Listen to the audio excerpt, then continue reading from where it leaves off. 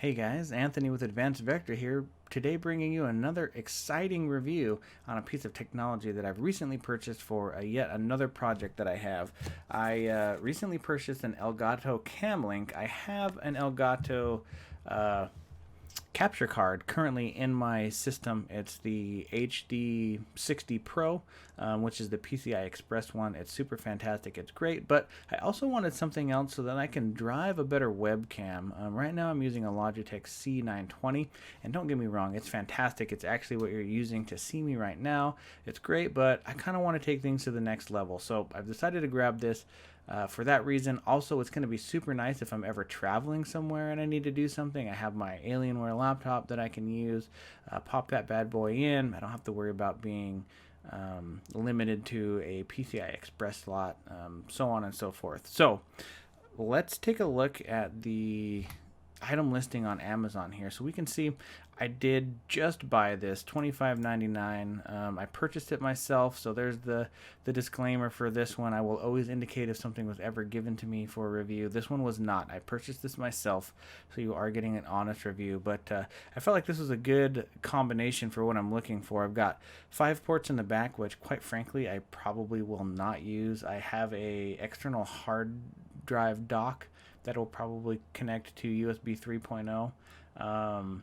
But really I'm looking at these front-facing ports, and that's going to be nice because I don't always think I'm going to use this cam link. I want it handy so that I can, move it around, take it if I need to, and whatnot. So that's this. Let's swap over to the unboxing. We'll unbox it really quick, and then I'm going to have to take my whole system down, figure out what slot I'm going to use. I do not think I have an open slot anymore, so something might have to go. I've got a sound card in there, and I think that's the lowest on the totem pole. I typically do USB headphones and stuff like that, so I might be able to get away with just removing that sound card. We'll see.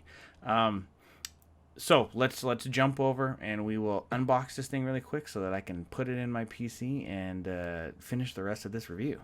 All right, guys. So here it is. It comes in a pretty nondescript box. We can see in the writing down here it is a QNINE 7-port. That's a little misleading. There are 7 ports total, but 2 of them definitely need to come to the front utilizing what I'm really hoping is a 5¼ drive slot, so I can just get rid of one of my DVD bays in this thing that I never use. So let's go ahead and crack this sucker open and see what we get.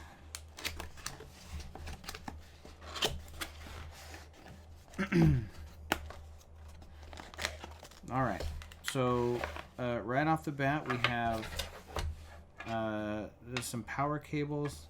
I'm guessing that this is what they use to power the board for the extra draw that the 3.0 ports might use just for fast chargers and whatnot. Looks like we have a couple different options. We can just split off of an existing SATA power, or we can go back to the old Molex 4-pin. So here's the card itself. Comes in a nice static-free bag. Let's go ahead and just pop this open real quick.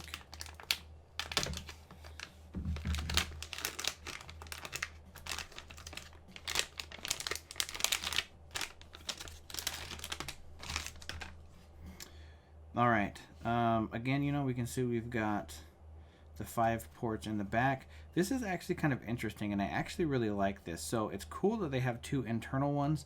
On some of my other servers, I was actually at one point running them off of thumb drives, and to have an internal one like this is great. You can just pop a thumb drive in here, install a Linux operating system on it, and then bam, you don't have a dongle that's sticking out the back of your server, waiting to get kicked or whatever the case may be. It's all inside, self-contained, so that's really nice. It looks like you do not have to port both of these to the front, but I'm guessing that further in the box we're going to find the cables to move those to the front. Alright, and yeah, so here is the 5¼ bay that I was hoping for, and that's exactly what it is. Again, we can see, I'm gonna pull that out of there. There we go. That these cables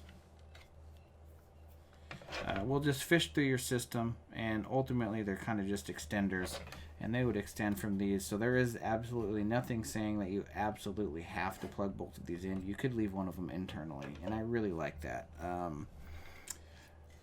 This is actually really well made. I'm digging it. I'm digging it so far. Solid metal. I mean, this is very well constructed. It also looks nice.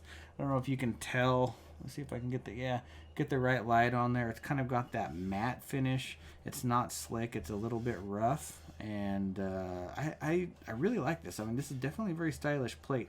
I wasn't sure what to expect. A lot of the time, these companies, when they're making things, especially like this, where they really could cheap out and maybe use a thinner material, or honestly, I was kind of expecting plastic. So the fact that this is a metal housing is just phenomenal. That is really fantastic. So let's set that to the side again, and there's a few more things in the box here. It looks like we have a driver CD. I'm really hoping that this is plug and play, but worst case, I guess we do have some drivers here that we can try to install. And then, of course, we've got just our typical little one-page instruction manual. But yeah, I mean, it just kind of goes through the update process. We would stick this DVD in there, but again, I'm really hoping that for Windows 10, actually, it looks like right here we might require the driver for Windows 10. I guess we'll find out when I get it installed and I get it fired up. All right, guys, we are back in. I got that all installed. I didn't have to install any drivers, but I will say the first time I booted up after I put it in, I got a blue screen of death.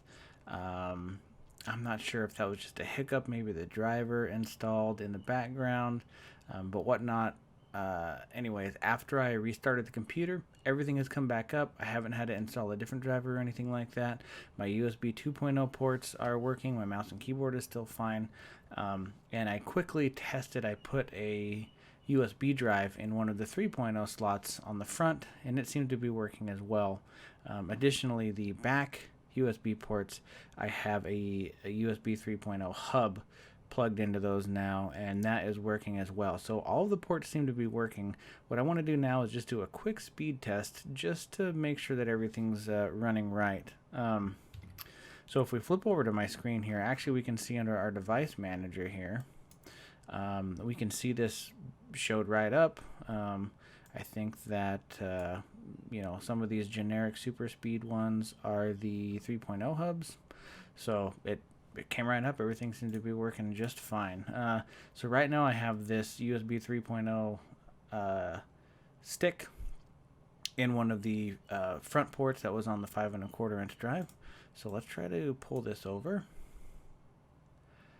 That was instant. I wonder if it caches it because I had that on there before. So let's try a different one here. We'll try this FreeNAS load. Yeah, look at that, 200 megabits per second. In another one of my videos, I was using my SD card reader, and I was only getting about 25, 26. So what I'm going to do is I'm going to unplug the USB stick from the 3.0 slot, and let's put that in the 2.0 slot and see what happens.